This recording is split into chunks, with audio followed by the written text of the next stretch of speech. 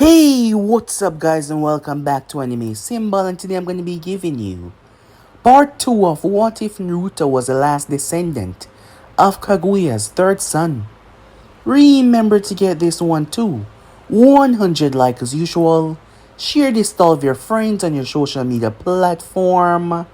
And also guys, don't forget to go ahead and check out the brand new series over on Anime King 2 of What If Naruto created his own Sage Mode, and enjoy that guys. And remember, if you're new and this is the first time you hear my voice, yes, I indeed have 3 more channels that I post What If on every single day. I will be leaving all the links down in the description, so go ahead and click that red subscribe button and become a part of the Anime King family.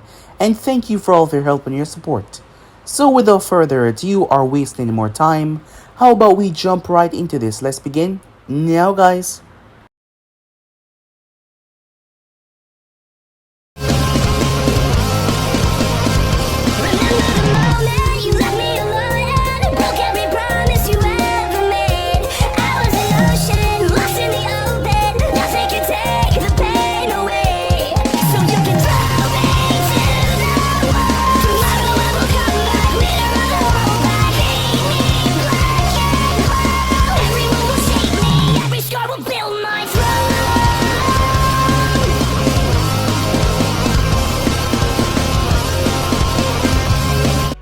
So, to do a bit of a recap for the last part that we left off, a white-haired woman took her final breath as Harrison Sartobi was there to witness this happen.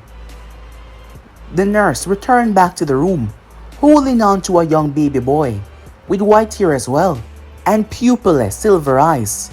Harrison made a promise as he promised that he would do whatever it takes. A few years into the future, a girl known as Mito Uzumaki was running away from a large bear. She shouted out for help, but the person told her that she had to run faster. Unfortunately though, she tripped as a bear appeared and brought its paw down. However, it hit nothing at all as she was safe. Looking up into pupilless silver eyes, she whacked him over the head. His name was Naruto. He didn't possess a last name. They have been friends for some time now. The both of them grew up in the orphanage and they became friends. As the both of them attended to join the academy, so they were given an apartment and a monthly stipend from the village. Their apartment was in the same building. The both of them had been close ever since. While that was going on, Harrison was having the monthly report done on Naruto's blood. Naruto's family was very special.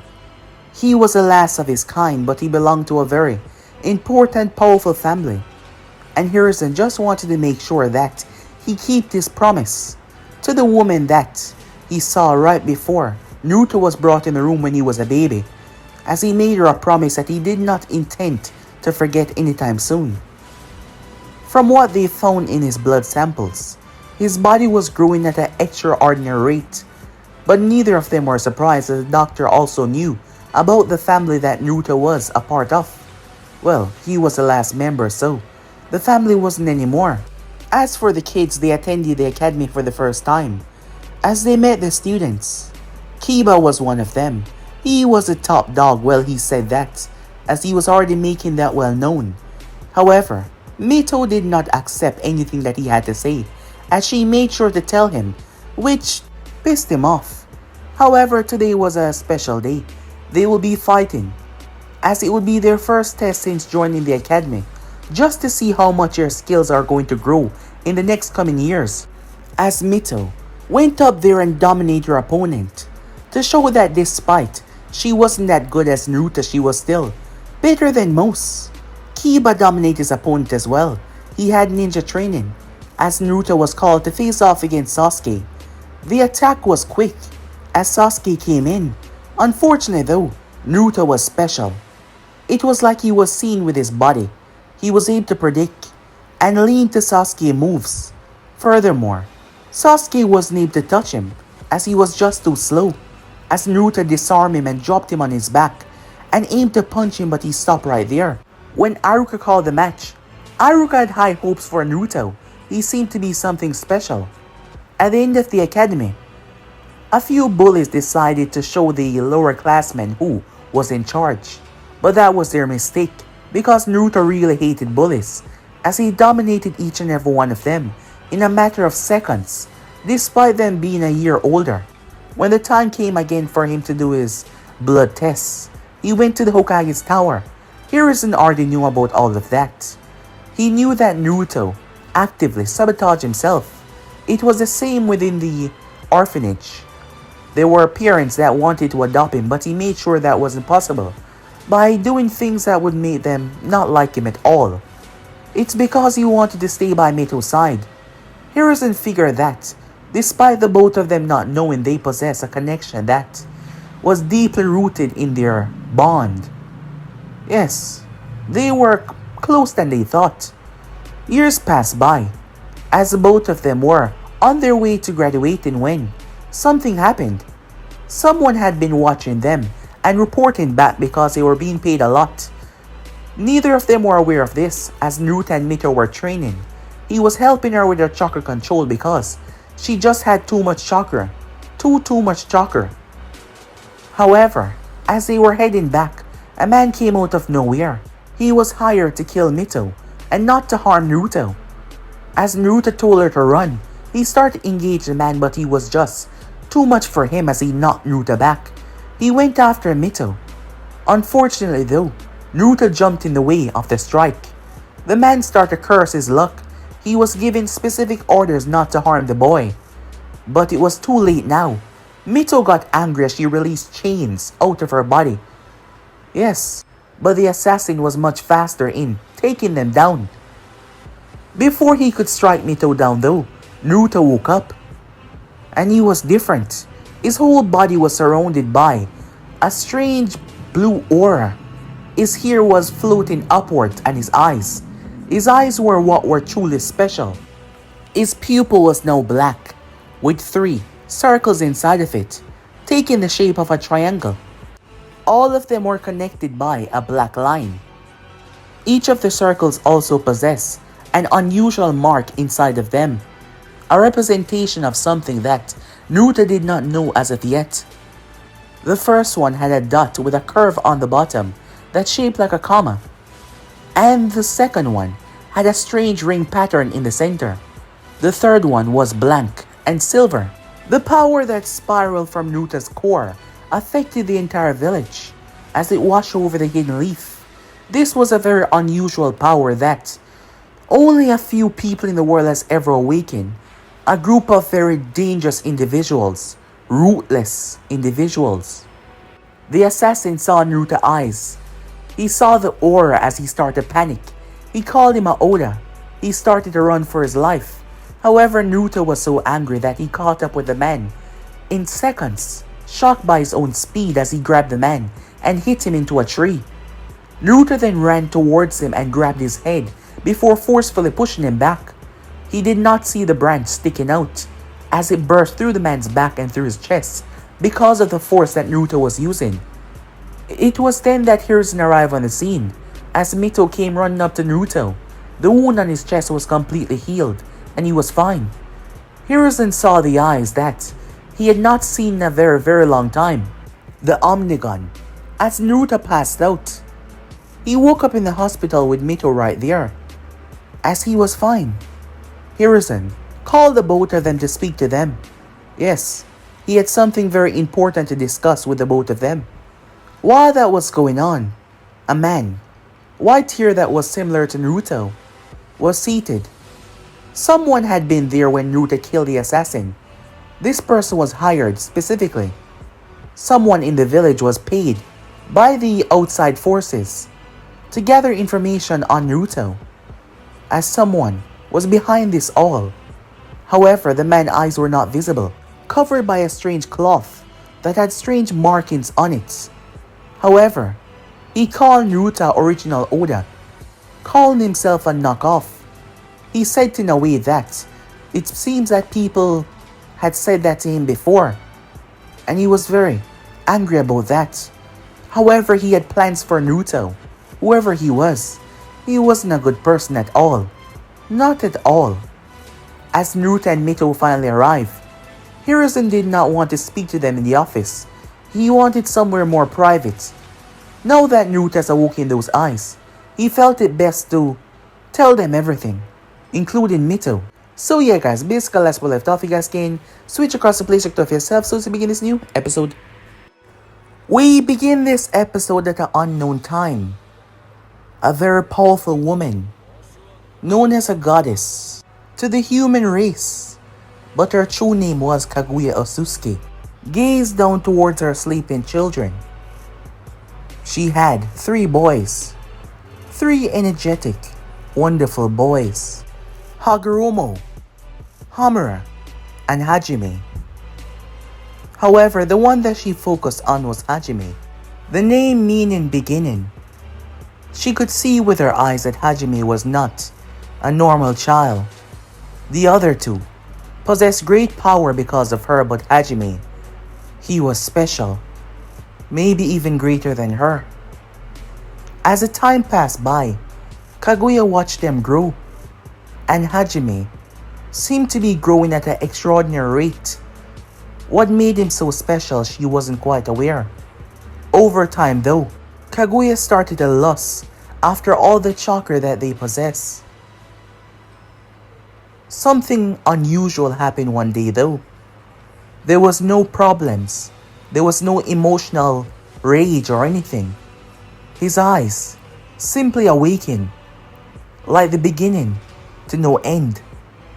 Kaguya had felt it, the spike in the very ear itself. It was like nature, the very atmosphere, everything was. Surprised by the awakening of these eyes. When she first saw them, she was confused. She saw many powerful eyes, especially from members of her clan that was not from this planet. But never has she seen eyes like this before. And what her eyes were telling her were something that should be impossible. Hajime had the potential to become one of the greatest being to ever walk this earth. She knew from birth that he was special, but the awakening of these eyes, she felt it in her core. Things went bad after that though, as Kaguya ended up fighting her sons. But never Hajime. Hajime loved his mother, and he didn't want her to fight, but he knew what she was doing was wrong. So unlike Hagoromo and Hamura, he stepped away. He left hoping that they would sort it out. He did not return until years later. His mother was sealed away, something that he could have prevented if he joined her side, but he could not. And the reason was, he fell in love with a woman from a village that was a distance away from here. He met her while he was on a journey, and he fell in love.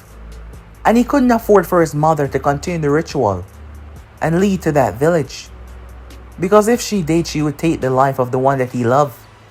So as much as he loved his mother, he didn't help. He stayed away.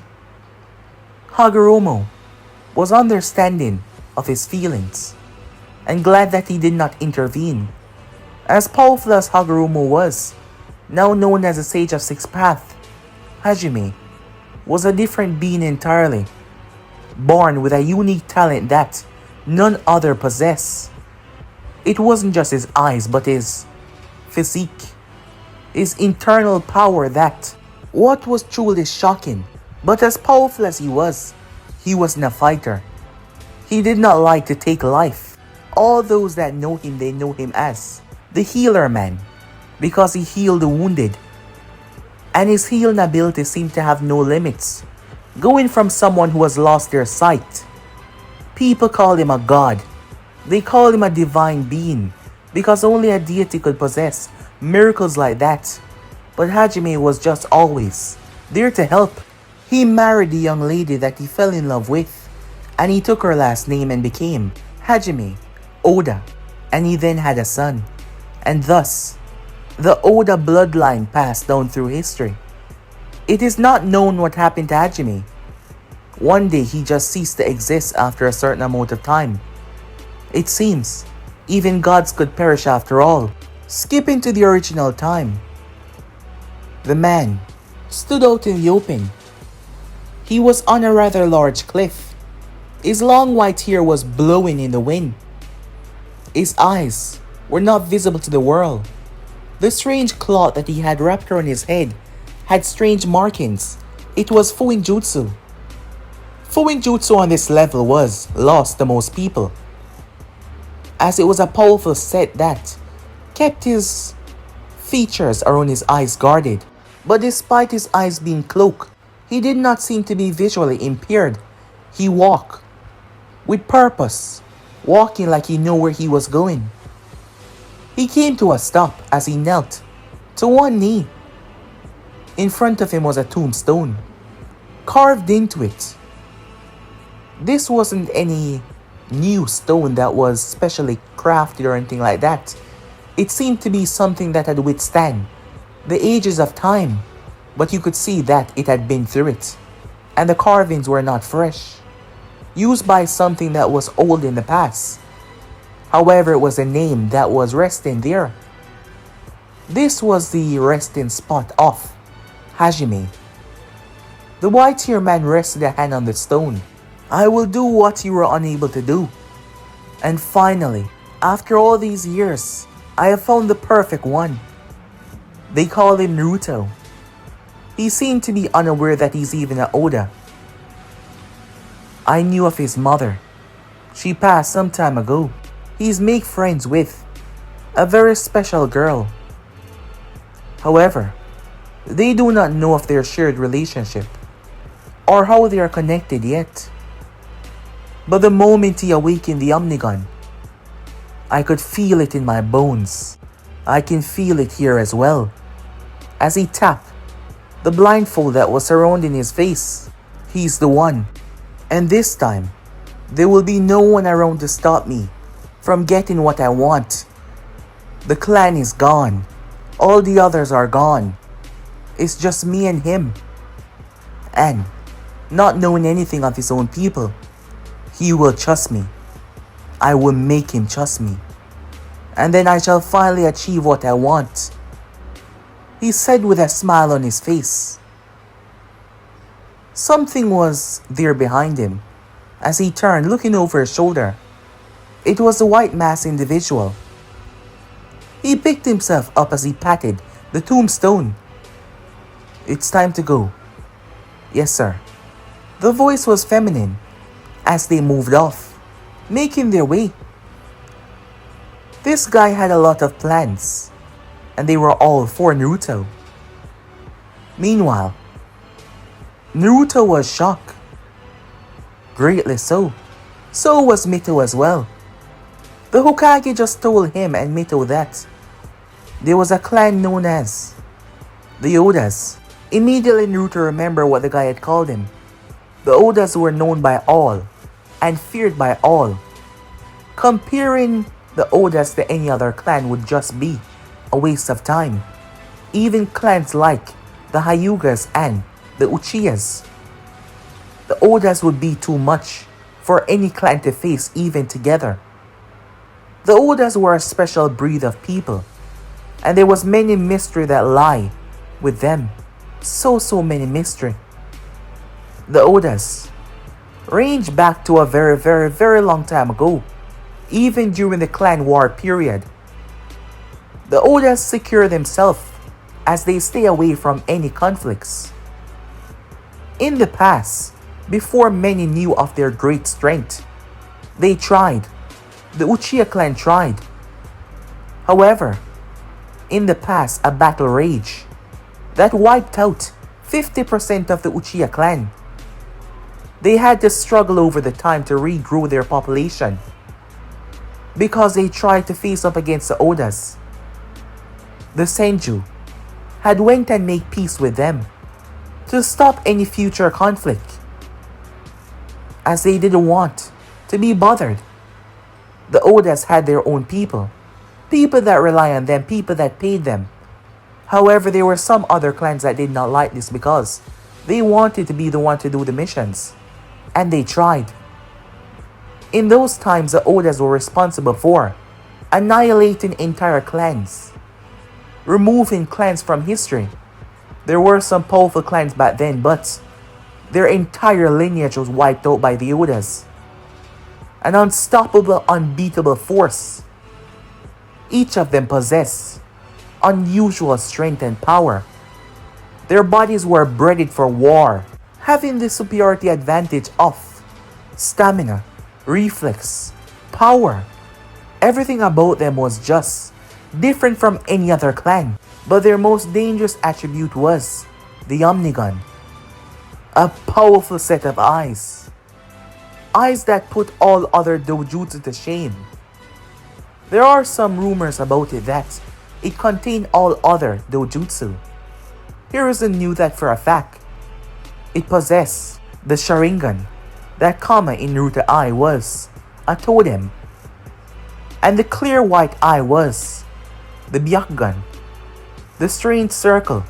Hiruzen did not know what that was though. However, even though it possessed an aspect of these eyes, it was a different eye completely.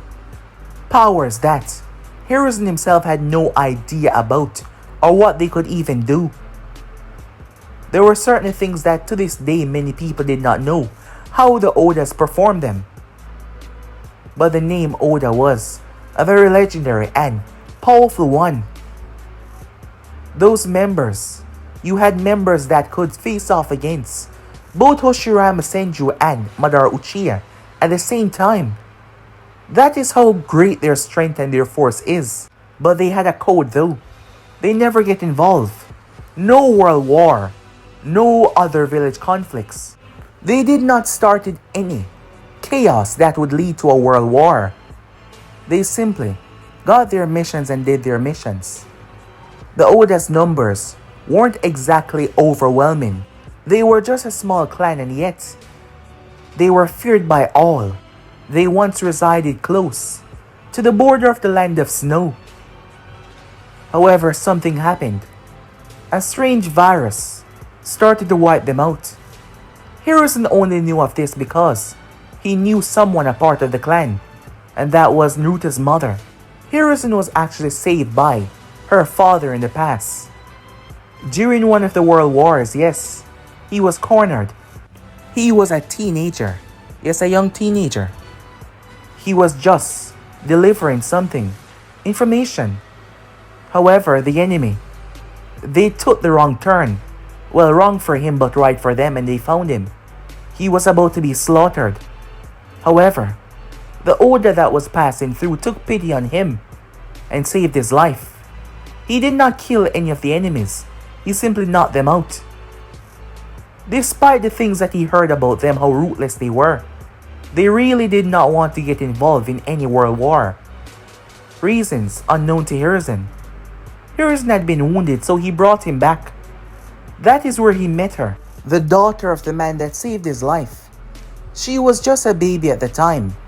Yes, nothing was told to him, other than the leader taking pity on him and saving his life. Hiruzen was surprised when he saw the people. He expected to see a clan filled with monsters, but it was the complete opposite. They seemed so nice and caring. It was confusing to him. The man had spoke to him, helped him get on his feet, and helped him get back home. It was again later down that Hiruzen met her. He was shocked, but he could tell that it was her. It was her eyes. Her eyes were different from all of the others. It had a silver, pupilless tint that Hiruzen used to recognize her. He was shocked when he said her father's name, and she looked at him with a surprised look on her face. He spoke to her, as she did not see him as a threat or a target to take down, and by that time, Hiruzen had been trained by the first and the second, and yet she did not see him as a threat. Just go how to show how powerful the Odas thought about themselves and how actually powerful they were. Her name was Luna. Luna Oda. Hiruzen was trying to do the impossible by trying to build a friendship between them and Konoha, something that they did not share with any of the other nations. They did not share allies or friendships with any of the great nations. They did become friends, but she barely told him anything, so he himself did not know much about them. However, the next time he met her, she seemed distressed. Something was happening to her people. They were dying, one after another. A strange virus, a very powerful virus. One by one they all fell, their numbers decreasing greatly. Many were happy to hear that the Odas were falling because they feared their power and knew that they could not do anything to stop them. They were happy to hear about their deaths, not Hiruzen though. She came to him when she lost the man that she loved. She lost him when he was trying to retrieve a very rare herb, a plant, that was said to be able to cure anything. However, he didn't come back. His body was found sometime later. He was killed. She cried that day because he left behind his son that would never see his father, and his mother, because she contracted the virus. That is the main reason why he went. So she came to Hiruzen. She did, as her people had been wiped out. She asked for asylum here. The next couple of months, despite the virus destroying her insides, she protected the baby with her chakra. The medics were astonished. She kept him safe, further harming herself and depleting her energy, but she bared through it. A shocking feat, but it just goes out to show what a mother would do for their child. But the moment she gave birth, she died. The moment he was brought in the world, she lost her breath. Mito glanced over towards Naruto, and tears immediately came in her eyes. She's never seen Naruto cry before. Never. Seeing him cry brought tears to her own eyes. As she looked at him, Naruto was crying. Hearing what his mother did for him, hearing all of that, he never truly took stock about his past or family because he possessed no last name. He figured that whoever they were, they wanted nothing to do with him, but he was wrong. Dead wrong. As the tears, he couldn't stop them. They simply ran down his face, soaking his cheeks, as he heard about his mother, how much she cared for him. However, Mito started to realize something, and she started to worry. Look in her eyes as Hiruzen realized what she was thinking as well. Naruto wiped his tears, Mito trying to comfort him, but she was panicking, greatly so, because of what Hiruzen said. I know that the both of you must have a lot of questions, but please, wait until I'm finished, he said. There's a reason I brought you in here as well, Mito. The two of you have shared a deep bond of friendship. For as long as I could remember, I've watched you two become friends and stayed friends. I believe it has something to do with your actual bond. The both of you are cousins. The both of them looked at him shocked, as they couldn't believe what he just said. As he continued, there's a reason why I met your mother a few more times before what happened, Hiruzen said. He turned towards Mito. This is something I would have rather kept away until I thought you were ready. However, I realize now that doing so will get you in more danger than the truth would be to keep away. In the future, there will be many that comes after Naruto because of his eyes, and I know that you will be right there by his side as always. And you must know as well, things that I've been keeping away from you for your own safety. First of all, the Nine Tails. Mito's mind was blown as Hiruzen told her about the Nine Tails. But not just that, he told her about her father. Hearing that, she was baffled. Minato Namikaze, the fourth Hokage, was her father. Her mother was a woman known as Kushina Uzumaki. She was from a rather powerful clan that was also wiped out. They were wiped out because they were feared by the other nations and the power that they could wield, Fuinjutsu. Both of them had kept silent due to his words of waiting until he was finished for them to ask questions. Both of them, their minds were being blown as Hiruzen explained their connections. Minato, mother, had a sister. Minato's parents died early. When he was young, yes. He knew them, but they died when he was young in the war. However, his mother had a sister. They were both namikazes. The namikazes were special in a way. They weren't anything to do with dojutsu or anything that would make them shocking, but they do possess unnatural speed. Yes, the namikazes are naturally fast.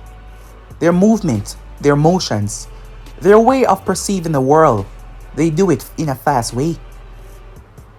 However, Minato, his mother had a sister. They weren't here within Konoha.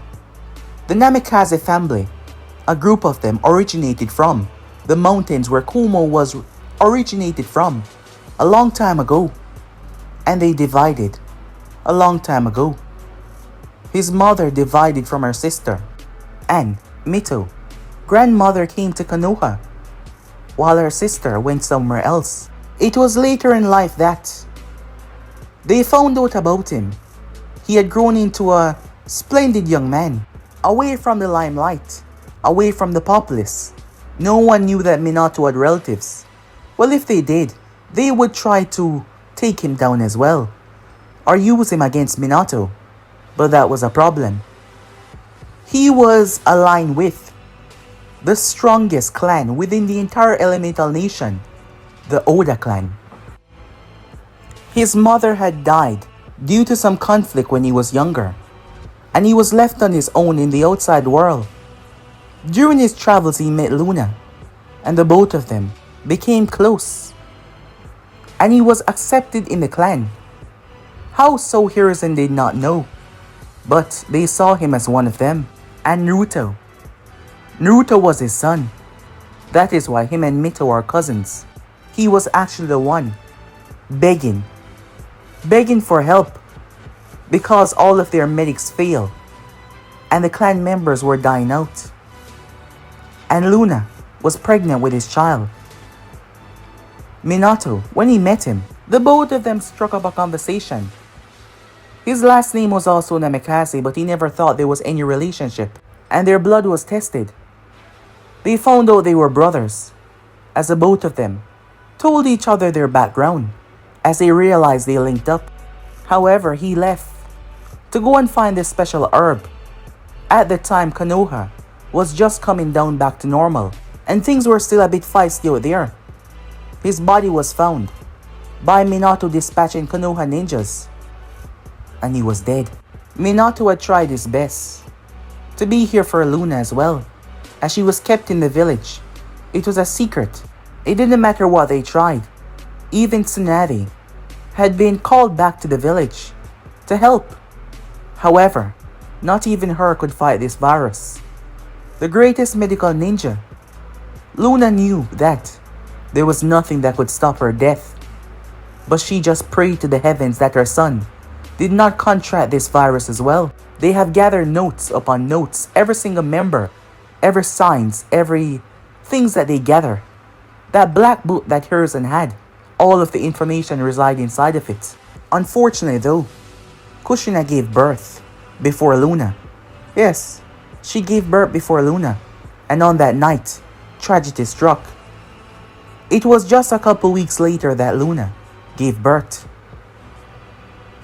And then she passed away, the moment Naruto took his first breath. Hiruzen finished, as he was straightforward with the kids. He needed them to know the future would not be something easy for them, especially with the both of them being related. He figured that not telling them would do them more harm than good. Seeing that he was done, Mito snapped her gaze up. Does Naruto have the virus? She immediately asks.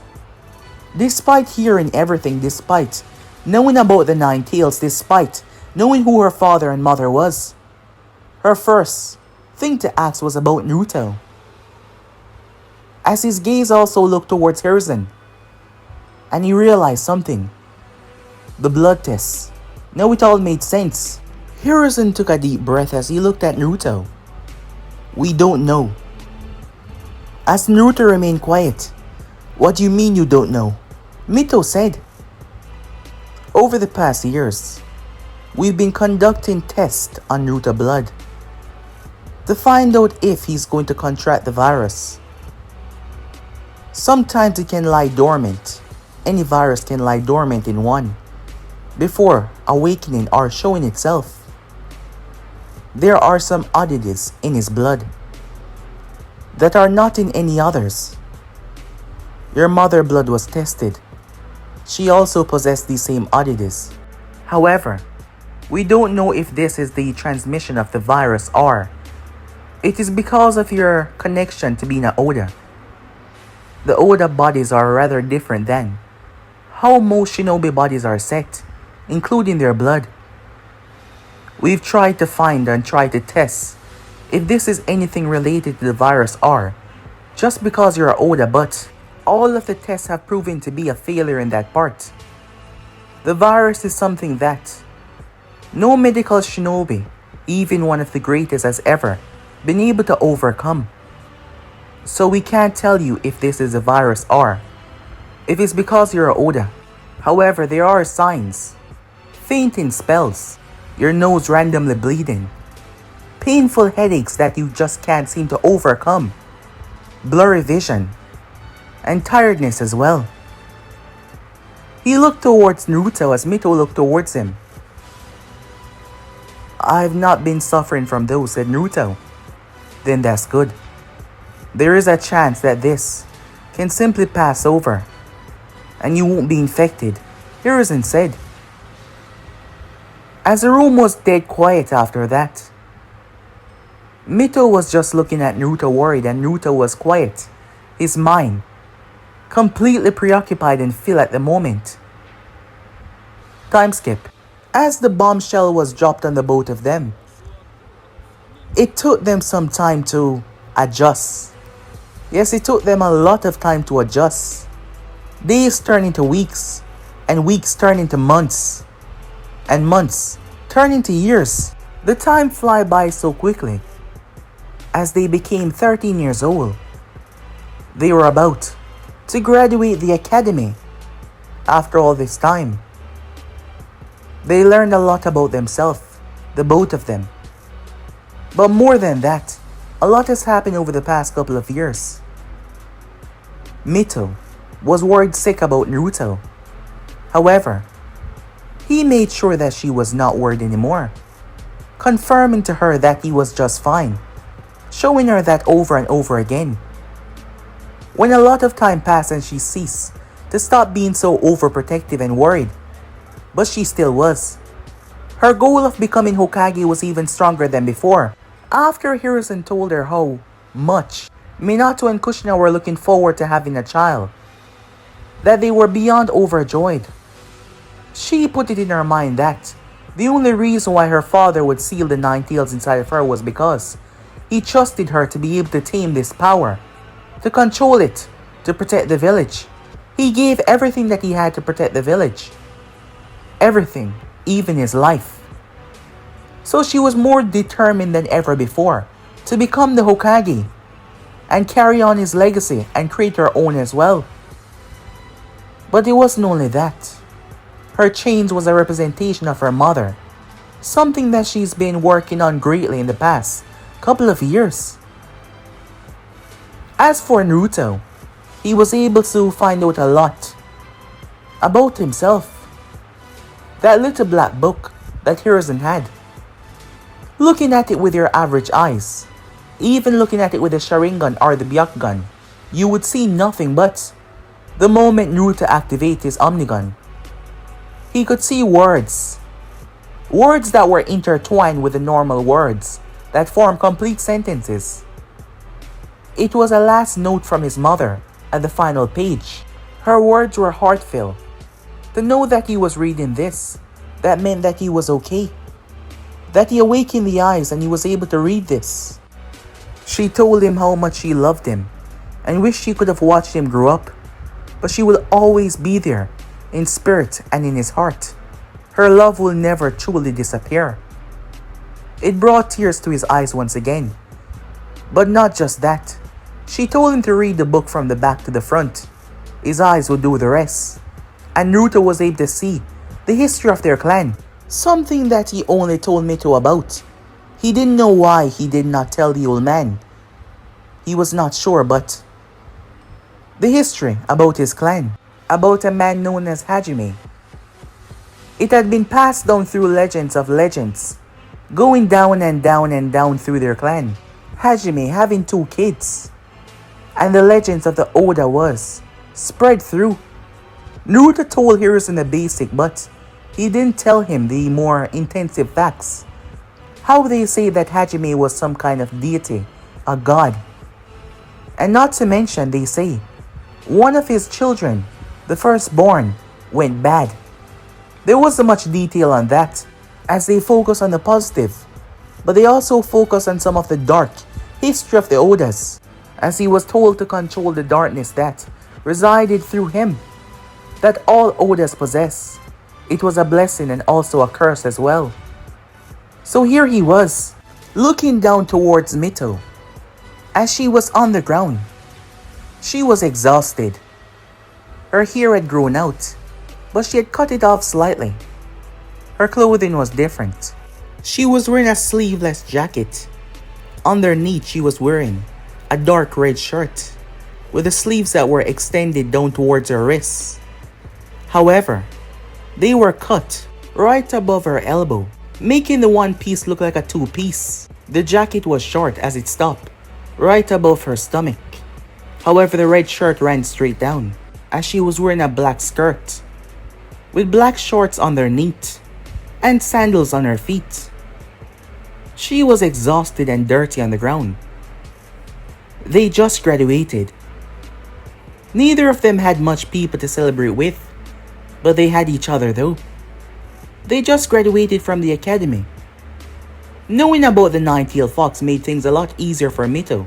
Now her chakra problem made a lot more sense. A lot more sense. They needed to find a way to resolve that though.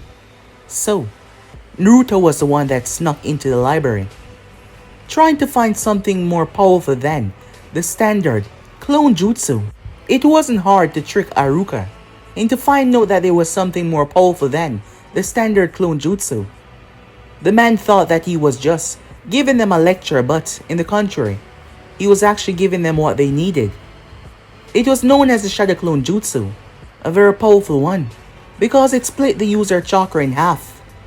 However, Mito had an abundance of chakra, same as Naruto. However, while Naruto had a large amount of chakra, the techniques that he used, his chakra minimized itself, so that it would be hard for his body to be depleted of the source. Another reason why the Odas were so powerful. Mito had learned the Shadow Clone Jutsu and pulled off the test rather easily. Naruto did not need it though, but he did learn the jutsu anyway, as he was capable of using the clone jutsu. Ever since finding out about his lineage and Mito as well, Naruto had upped their training intensely. The both of them were above genuine level at the moment. There was no doubt about that.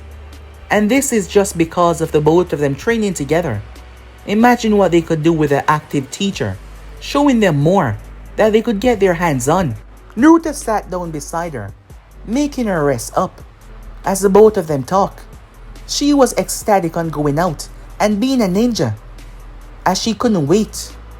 He had to remind her that it wasn't all fun and games, as she told him that she knew. But still, she was one step closer into becoming the Hokage of the village. After an hour, the both of them started to head back. She had rested up somewhat, no longer feeling exhausted. That is when Mito felt something. It turns out that her always knowing that he was there or turning when he was coming from some strange places was not normal.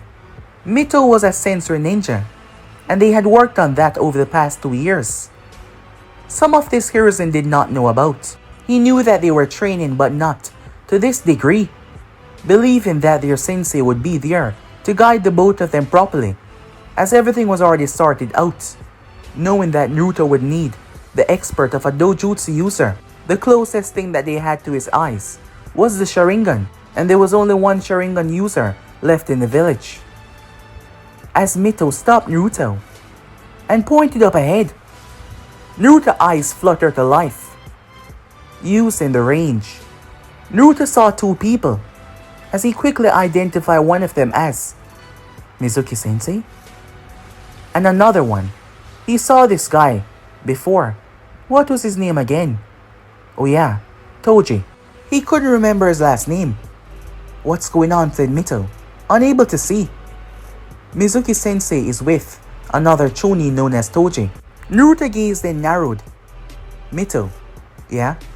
You remember when you snuck into the Hokage personal studies, and you say that you saw a massive scroll?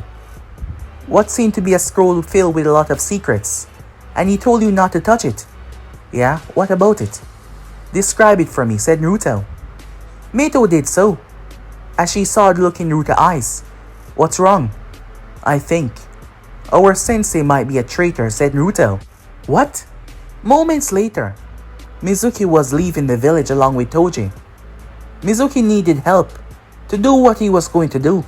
It was around 18 months ago when he came across Toji bad down on his luck. Toji was a gambler, a really sucky one. The job of a Chunin did not pay that much, especially when you were not strong enough to do high-ranking missions. He needed cash.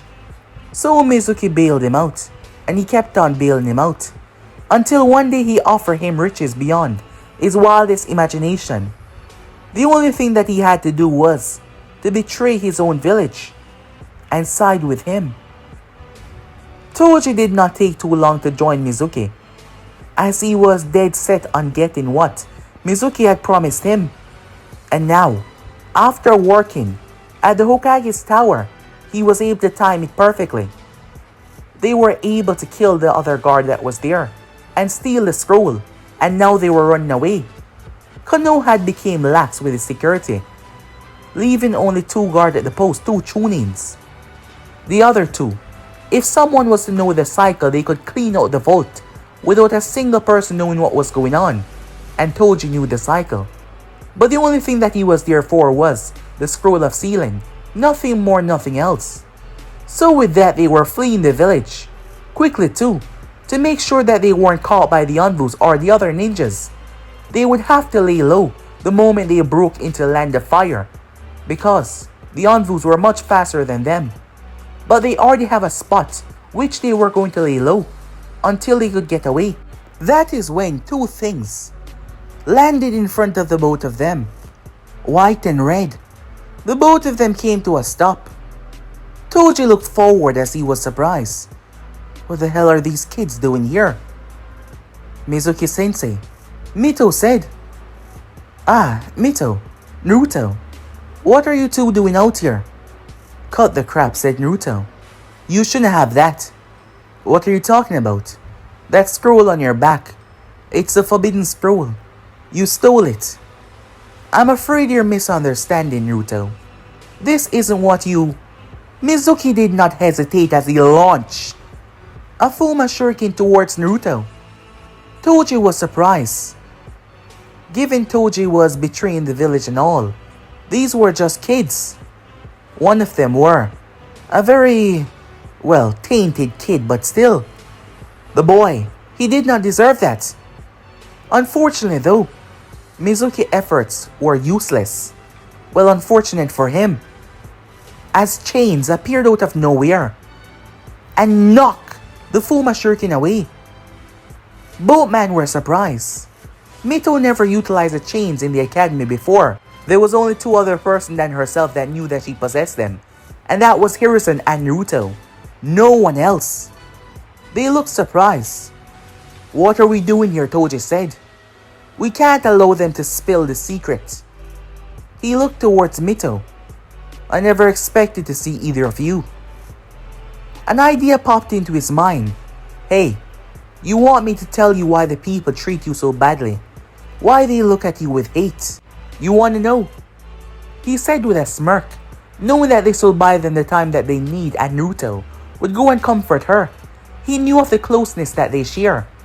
You're the nine-tailed fox that destroyed the village over 13 years ago. You're that monster. You're wrong, Mito said. The fox is sealed inside of me. I am not the fox. What?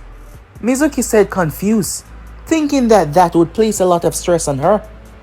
But no, she already knew. Plan B. Kill them both. Toji whipped out a kunai. He would be doing Konoha a favor despite being a traitor. Majority of the people hate her anyway. He rushed towards the girl, only for her to jump away from him. Naruto stood there rather calm, not worried that Mito was being attacked. Mizuki, on the other hand, smirked as he launched a kunai. Going through hand signs said kunai multiplied into 5 pieces. He jumped up in the air, holding his last Fuma shuriken. It's over.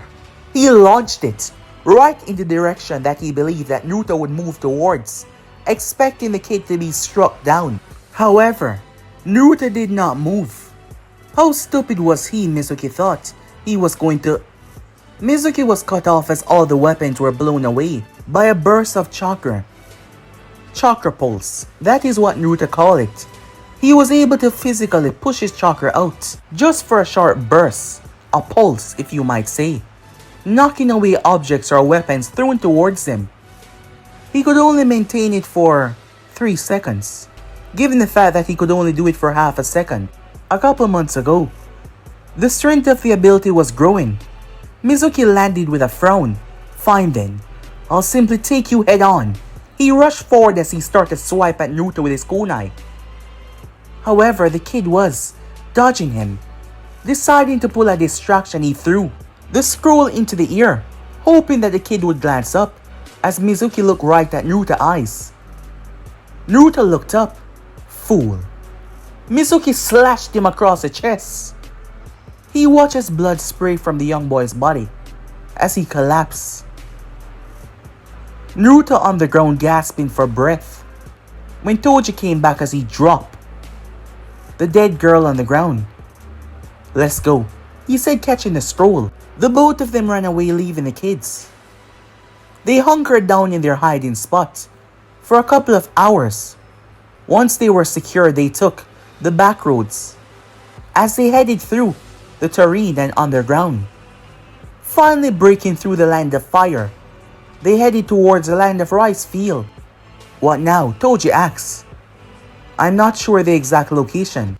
We're simply gonna wait here until he arrives. Today is the day. Alright, fine. They waited for what seemed to be hours, but it was just 50 minutes. But their mind was worried that they were out in the open. When finally he arrived, Toji was surprised. Mizuki had told him who they were doing this for and what the man would give them, but still, seeing him face to face was terrifying. Orochimaru of the Sannin. Immediately Mizuki bowed, Toji doing the same. I got it, my lord. I got what you asked for. The scroll of sealing. I'm surprised. You impressed me more than I thought. Here I thought that you would be nothing but an utter failure. But you did good. Mizuki looked up with a happy smile on his face. What he's always wanted for so long now. Orochimaru was going to grant him the power that he deserved and make him a part of his organization. Make him his number 2. So you were just a pawn. You know nothing of Orochimaru or what his plans are. All you know is what you were told. He never truly believed in you or believed that you can do anything. Mizuki spun around as Naruto was standing there. What? But I killed you. That is what I allowed you to believe, said Naruto. As he stepped forward, the entire world shattered like glass as Mizuki fell. His eyes widened as he dropped into hot, molten lava. In the real world, Mizuki cried, bloodlusted scream as he was on the ground. The moment that he gazed into Naruto's eyes after, Naruto performed a chakra burst. Mizuki was caught. Naruto's ability could not really be described as a genjutsu. Think of it as more illusion than genjutsu. However, the mind was a very powerful thing, and the Omnigun latched onto the mind, creating and weaving powerful illusions, even in front of your own eyes. But this time though, Naruto did it in his own mind because he wanted to see who he was giving a scroll to. He allowed him to believe in a false world where he could relax that everything was fine. Even now as he screamed, in his mind he was being viciously burned and incinerated by lava, but his body was reforming and the pain was attacking his brain and therefore triggering the pain receptors, making him believe that he was actually feeling pain. It was too much for him. His mind shut down. Behind Naruto was Mito. Toji was unconscious and tied up by her golden chains as she was dragging him along. Naruto walked over and picked up the scroll. He brought one hand up as a clone poofed beside him and picked up Mizuki. "Come on," he said. As they made their way, they headed straight towards the office. Everyone was alert and moving around, not even paying attention to the two kids that were below, as the artist spread throughout the forest.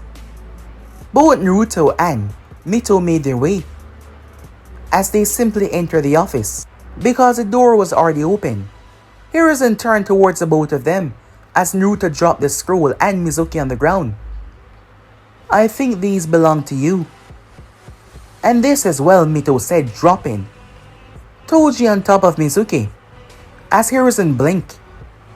After explaining what happened and what led to them defeating these two, Naruto told him what he saw within his mind. After making sure by having him sent to IT, Ibiki came back with the results, and Naruto was right. Mizuki really did not know anything. Orochimaru was just using him as a pawn. Him and Toji were taken away. Time skipped. The older man with the white hair was walking through a long, dusty hall. As he gazed around, despite his eyes being covered and not visible to the world, he kept on looking around like he could actually see, his hands sweeping over polished tiles. He moved around the area before coming to a center. Inside it was a giant room. His mind conjured up a vision as he saw bodies all over the place, white sheets covering them. He shook his head and stepped forward. As he stepped in the center of the room, looking on the ground, there was a stain. It was blood. He made his way, stepping towards the throne room. Behind that room was something. The door opened up for him. However, once he got inside, the torches on the wall started to light themselves up. The closer he got, the more he felt the oppressing feeling. He then stood at the epicenter, gazing towards a door without a handle. There were markings on it that only he could read. These markings dated back to a very long time ago, but he could read them quite well. One of the names that were proudly displayed there was Hajime. That seemed to anger him because he violently clenched his fists as he looked at said name. He seemed rather upset about it. However, he looked at the door with a gaze, as his face was crinkling up to show that he was gazing directly at the door. "You will open for me. When the time is right, all of the secrets, everything that you've hid away from me, it shall be mine. I know that you're out there somewhere. Something like you cannot just be killed that easily. And once I achieve the proper state that I should be, I will become a being that transcends everything around me, including death itself. And you won't be able to stop me, because I won't be a buffoon or idiot like yourself, choosing humanity over power, unimaginable power. Pathetic. And some believe you to be a god. You're nothing but a foolish, naive man," he said to himself as he walked out. Once again, the woman with the mask appeared. She bowed. Sir. He looked down towards her. They have both graduated. They were placed on Team 7, along with Sasuke Uchiha. I believe it was set as you said. Kakashi Hatake is the only one that possessed a dojutsu that is closest similar to what the young boy possessed. I believe the Hokage did so in order to train him, improve his visual powers. Similar. The man scoffed, the Sharingan pale in comparison in every way to the Omnigun. It is nothing but trash, garbage that is for a lesser life form, just like the other Uchihas as well. It's good that they all got slaughtered, he said. Stay your ground. I wouldn't want him to find out about you this soon. You will be involved in the big grand scheme after all. But I don't want him to know about you just yet. I need him to see me coming from a place of trust. However, what about Plan B? He's not showing any sign of the virus just yet. Are you going to? No. If he does not, I will not do it myself, unless I have no other choice.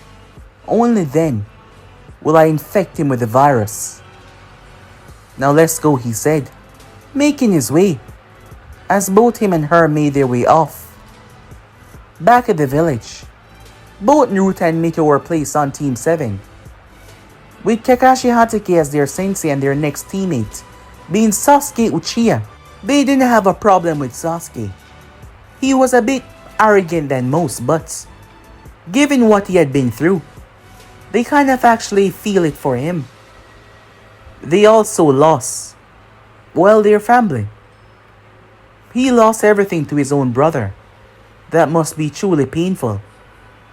So they had nothing against the Uchiha, as their career had just started. However, both of them were unaware, especially Naruto, that someone out there was already plotting his demise, and it will come far sooner than later. But guys, be and subscribe right here. If you want the next person to do, like, subscribe, comment down below, and turn on that bell notification to stay posted. Remember to share to all of your friends in your social media platform. But I'm out for now. See you guys soon. Peace, guys.